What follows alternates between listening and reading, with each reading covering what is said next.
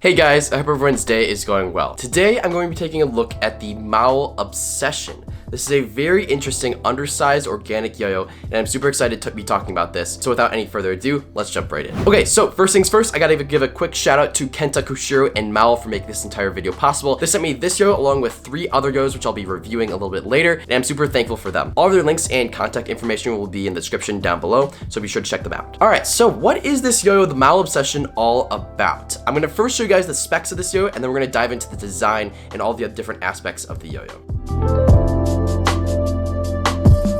Okay, so looking at the specs of this yo, nothing really jumps out to me being super irregular. This is definitely an undersized yo, and what I mean by that is the diameter is a little bit on the small side, and then the actual width as well is a little bit also on the small side. So definitely a little bit more of an undersized yo, but nothing super crazy by any means. Taking a look on over to the actual shape and profile of the yo, we've got a really nice and organic shape here. I'm a big fan of these organic shapes, so you can see that the rims are kind of pointed at the end a little bit, which actually is pretty unique, but then they're just a nice round down to the center where there's that bearing. Really big fan of this shape because it fits really nicely in the palm. It definitely is a little bit more on the irregular side in that the rims are kind of pointy like that. You don't see too many organic yo-yos doing that, but this is just a kind of minor design thing, so nothing too crazy. Now moving on over to the cup, we can see we got a really nice and thick rim there. So I bet that's where they're trying to push all the weight in order to make sure that this is a rim weighted and stable yo-yo. That rim in general is very thick. It has a lot of metal there, you can tell, so it's a good design choice right there. The rest of the cup is very interesting. We got this awesome, really cool kind of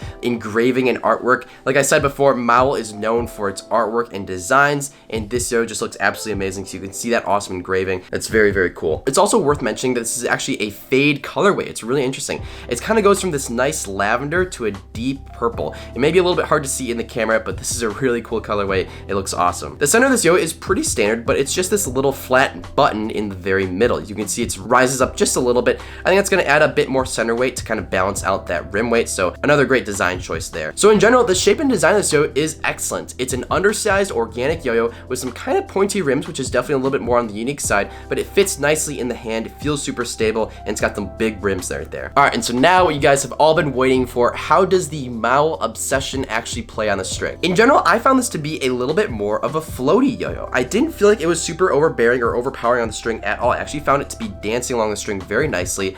Acceleration and speeding up to faster tricks was actually very easy, which is something that I definitely wanted to note. I also did find though that this yo had an excellent amount of stability. So this is kind of like an oxymoron here, I know. This is a floaty yo-yo with a good amount of stability. And what I mean by that is when you're actually playing with the yo-yo, you're picking it up to speed, you're moving it around, it doesn't feel like you have to put a lot of effort into making the yo-yo go faster. However, when you're doing those fast tricks, you'll notice the yo-yo doesn't really tilt or slow down when you're putting in those kind of more extreme tricks. So that's kind of what I mean by a floaty but stable yo-yo, which is a great balance to have. It's very difficult for yo-yos to actually strike this balance.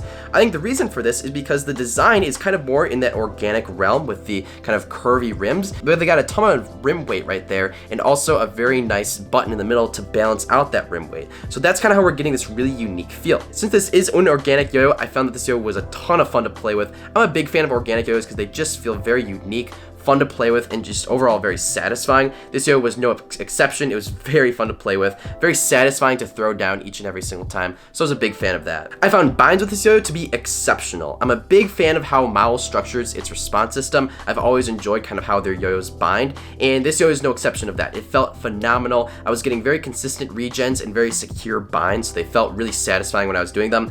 Also, organic yo-yos are also kind of known to have very satisfying binds, so this yo was great in that regard as well. Since this is an organic yo-yo, it was a little bit more difficult to land some of the more complex whips or hops. Nothing super crazy, but just know that when a yo-yo is a little bit on the smaller side and more narrow, it can be more difficult to land your lacerations as opposed to if you're using a really wide kind of yo-yo. That's pretty self-explanatory, but I didn't run into really too much trouble, so I wouldn't really note that as a disadvantage. Just know when you're buying this, this isn't the widest yo-yo in the world, and it's not going to be the easiest in the world to land those more difficult lacerations. I also was actually really surprised, but horizontal was excellent with this yo. I was really impressed with how it performed. It's got a ton of stability and a really nice long spin time, so that allowed it to kind of power through those more complex or strenuous horizontal tricks. Very impressed with that actual performance. And this is especially notable for an undersized yo. Frequently, undersized yo-yos don't really perform as well as a standard sized yo-yo. This yo-yo can definitely compete with the standard sized yo-yos. This was a very good performer. And then finally, grinds with this yo were very, very good. Since this yo has a ton of stability, it's able to power through some of those grinds like your finger grinds or palm grinds.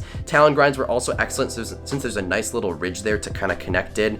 I would not recommend finger spins with this yo just because of the fact that this yo has that scratchy engraving in the middle. I would kind of avoid doing finger spins because it's a little bit like nails on a chalkboard, but all the other grinds were great. So in conclusion, the Mowl Obsession is a very fun yo-yo. It's definitely a little bit more on the floaty side, but it's got a lot of stability and it definitely packs a punch. Since this is an undersized yo, it may be a little bit more difficult to land some of those complex whips or hops. However, I really didn't have too much trouble with it, and I think you won't either. Again, I want to give a big shout out to Mowl and Kentaku Shiro for making this entire video possible. Be sure to check out their links and contact info in the description down below. Alright, and thank you guys all so much for watching this video. If you did enjoy, be sure to leave a like. Also, if you guys are new here and haven't seen my videos before, be sure to hit that subscribe button so you can see whenever I post a new video. I hope you guys all have a great rest of your day, and I'll see you next time.